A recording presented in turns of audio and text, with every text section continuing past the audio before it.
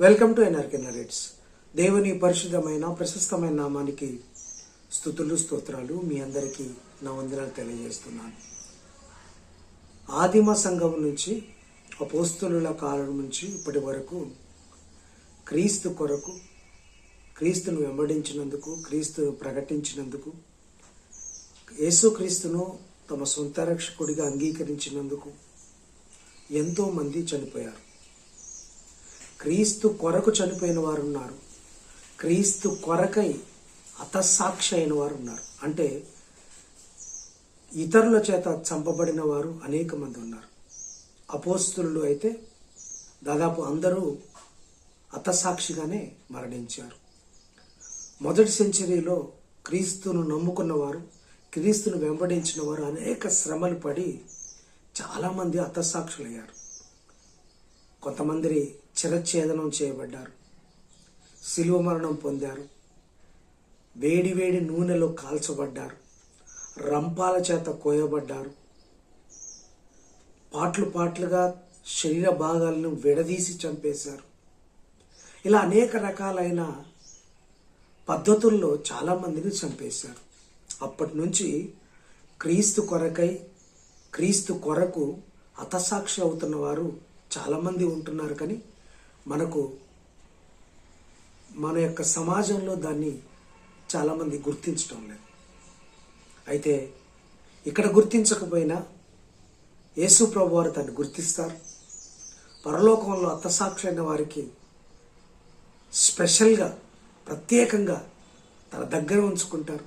వాళ్ళని గొప్పగా చూస్తారు. ముందు వరుసలో, పరలోకంలో ముందు వరుసలో హతసాక్షులకి స్థానం ఉంటుంది. గొప్ప భాగ్యం. ఈ లోకంలో ఇబ్బందికరమైన మరణాన్ని పొంది ఉండవచ్చు, చాలా శ్రమతో కూడిన మరణాన్ని పొంది ఉండవచ్చు. కానీ పరలోకంలో మాత్రం వారికి అత్యంత అద్భుతమైన ప్లేస్లో వారిని దేవుడు ఉంచబోతున్నాడు. అయితే తెలుగు రాష్ట్రాల్లో సంచలనం రేపుతోంది పాస్టర్ ప్రవీణ్ పగడాల గారి మరణం.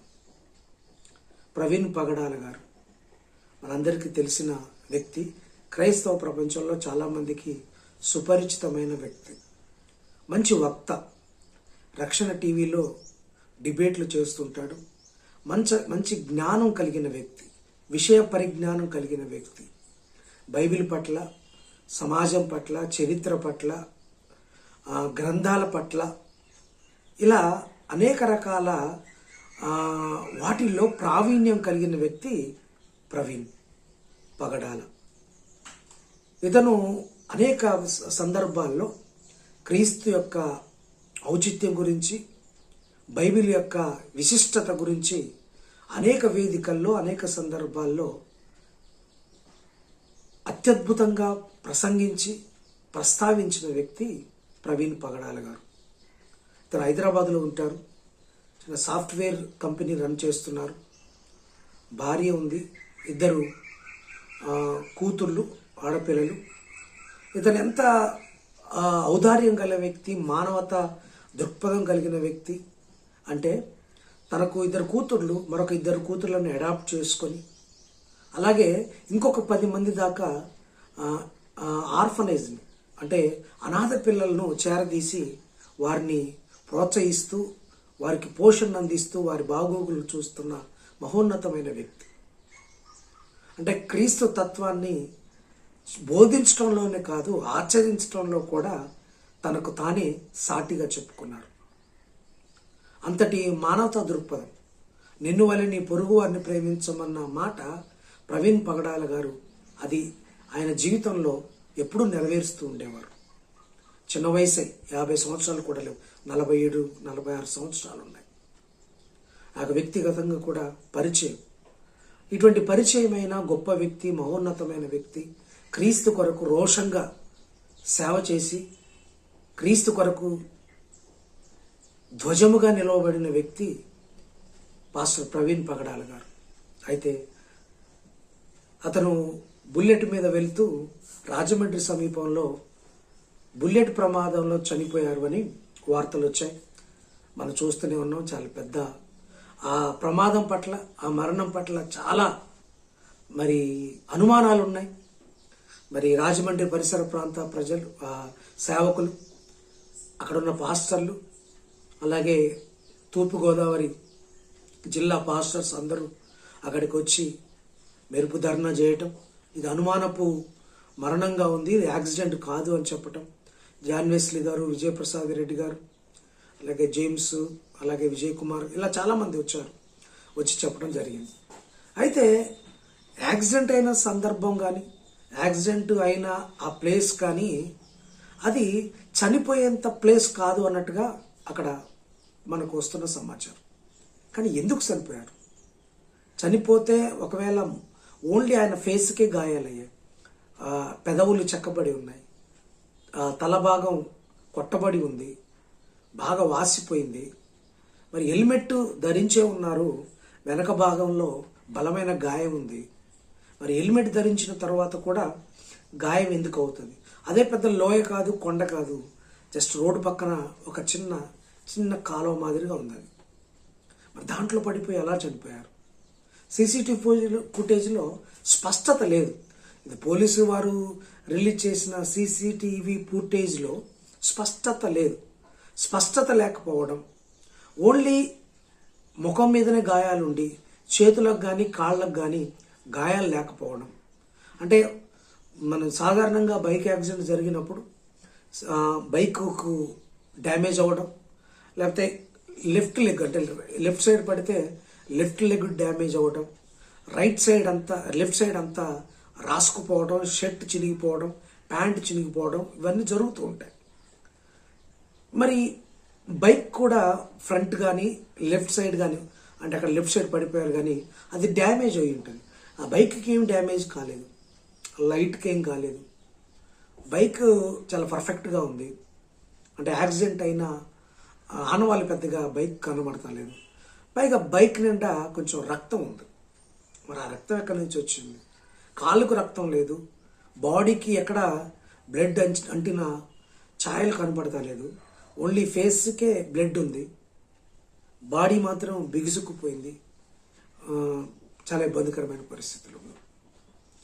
ఇదంతా చూసినప్పుడు అక్కడ వాళ్ళు ఇది ఖచ్చితంగా ఎవరో చంపి దీన్ని రోడ్ యాక్సిడెంట్గా చిత్రీకరించారని అక్కడ వాళ్ళు చెప్తున్న సమాచారం.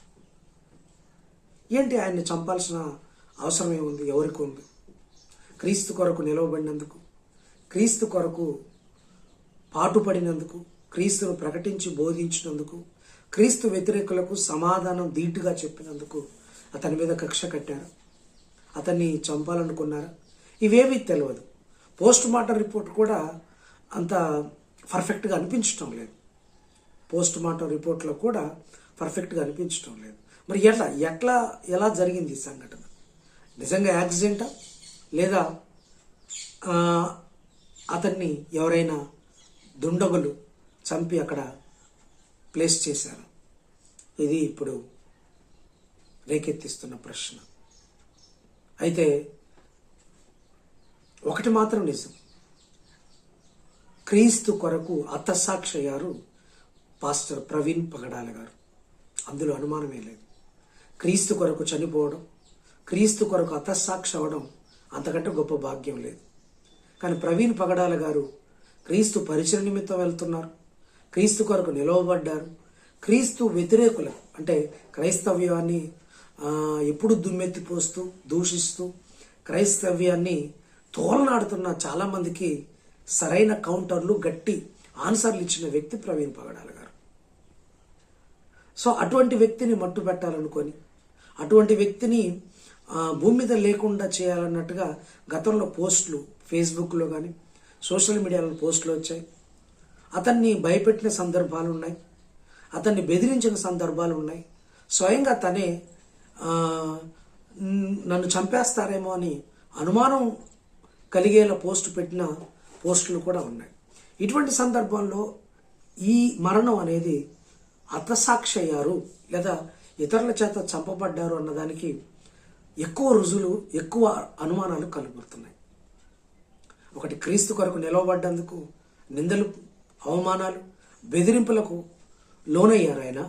అంత మాత్రమే కాదు, ఇప్పుడు క్రీస్తు పరిచయ నిమిత్తం రాజమండ్రి పరిసర ప్రాంతాలకు వెళ్తున్నప్పుడు అతను చనిపోయారు. అంటే యాక్సిడెంటా ఇది అనేది క్లియర్గా మనకు తెలవనప్పటికీ ఖచ్చితంగా అది ఆయన ముఖం మీద ఉన్న గాయాలను బట్టి ఖచ్చితంగా అది హత్య అని తెలుస్తుంది, ఎవరో చంపేశారని తెలుస్తుంది. ఖచ్చితంగా అతను క్రీస్తు కొరకు హతసాక్షి అయ్యారు. ఒకవేళ ఈ మరణం మనల్ని బాధించి ఉండొచ్చు, క్రైస్తవ ప్రపంచానికి లోటుగా ఉండొచ్చు, ఒక మంచి మహోన్నతమైన మానవతా దృక్పథం కలిగిన జ్ఞానము కలిగిన వ్యక్తిని కోల్పోయి ఉండవచ్చు. కానీ ఇది ఆయన హతసాక్షి అయినందుకు మనం సంతోషించాల్సిన సమయం. అందరికీ మరణం వస్తుంది. అందరము మన విశ్వాస యాత్రను ఈ లోకంలో కడముట్టించి వెళ్ళేవారమే. కానీ ఎంతమందికి హతసాక్షి అయ్యే భాగ్యం కలుగుతుంది? గొప్ప భాగ్యాన్ని పొందుకున్నారు చిన్న వయసులోనే ప్రవీణ్ పగడాల గారు. It's a great gift. ఎందుకంటే చాలా గొప్ప భాగ్యం. క్రీస్తు కొరకు హతసాక్షి అవ్వడం కంటే ఇంకా గొప్పది ఏమైనా ఉందా? క్రీస్తు కొరకు హతసాక్షి అవ్వడం కంటే గొప్ప మరణం ఏమైనా ఉందా? అందరూ చనిపోతారు, వృద్ధాప్యంలో చనిపోతారు, ప్రమాదంలో చనిపోతారు, మరొక రూపంలో చనిపోతారు. కానీ క్రీస్తు కొరకై, క్రీస్తు కోసం నిలవబడినందుకు, క్రీస్తును ప్రకటించినందుకు, క్రీస్తును అనువనువున ధరించుకొని క్రీస్తును బోధించినందుకు మరణం రావడం అనేది గొప్ప సంగతి, దేవుని దృష్టిలో గొప్ప విషయం. రేపొద్దున పరలోకంలో గ్రాండ్ వెల్కమ్ ఉంటుంది. అటువంటి గ్రాండ్ వెల్కమ్ను ప్రవీణ్ పగడాల గారు పొందుకున్నారు. పరలోకంలో ఒక ఉన్నతమైన స్థానంలో ఆయన ఉండే అత్యద్భుతమైన భాగ్యాన్ని పొందుకున్నారు ప్రవీణ్ పగడాల గారు. దీన్ని బట్టి మనం సంతోషించాలి. ఇక వెనుదిరగక, జడియక, బెదరక మనం ముందుకు వెళ్ళాలి. క్రీస్తు కొరకు చనిపోవడంలో కంటే ఇంకా గొప్ప భాగ్యమేమి ఈ లోకంలో మనకు లేదు. క్రీస్తు కొరకు బ్రతకటం ఎంత గొప్ప భాగ్యమో, చనిపోవడం కూడా దానికి 100 రెట్లు గొప్ప భాగ్యం. క్రీస్తు కొరకు మరణించడం, క్రీస్తు కొరకు హతసాక్షి కావడం, ఇది మనకు ఒక మంచి మార్గదర్శకం కావాలి. ఇంక భయపడటానికి లేదు. ఏం చేస్తారంటే మహా అయితే ప్రాణాలు తీస్తారు. ఆ ప్రాణాలు తీసినప్పుడు ఆ ప్రాణాలు దేవుడికి ఇష్టం కదా, ఆ మరణం దేవుడికి ఇష్టం కదా. దేవునికి ఇష్టమైన కార్యం ఈ భూమి మీదనే నెరవేర్చుతాము గాక. ప్రవీణ్ పగడాల గారి కుటుంబ సభ్యులను, వారి భార్య, వారి తోబుట్టువులు, అలాగే వారి పిల్లలు, వాడు అడాప్ట్ చేసుకున్నవారు, వారందరినీ దేవుడు తప్పకుండా సంరక్షిస్తాడు. ఎందుకంటే నీతిమంతుల పిల్లలను ఆయన విడిచే దేవుడు కాదు. దేవుడు ఖచ్చితంగా వారిని సంరక్షిస్తారు, సురక్షితమైన ప్రాంతాల్లో వారిని పెంచి పోషిస్తారు. వారి కుటుంబం కొరకు మనం ప్రార్థన చేద్దాం. అలాగే ఇంకా ధైర్యంతో తెలుగు రాష్ట్రాల్లో క్రీస్తు కొరకై నిలవబడదాం, క్రీస్తు కొరకై పాటుపడదాం, క్రీస్తును ధైర్యంతో బోధించి అనేక మందిని క్రీస్తులోకి, క్రీస్తు సంఘంలోకి చేర్చుదాం. దేవుడు అట్టి గొప్ప శక్తిని, అట్టి మనసును దేవుడు మనందరికీ దయచేయనుగాక. ఆమేన్.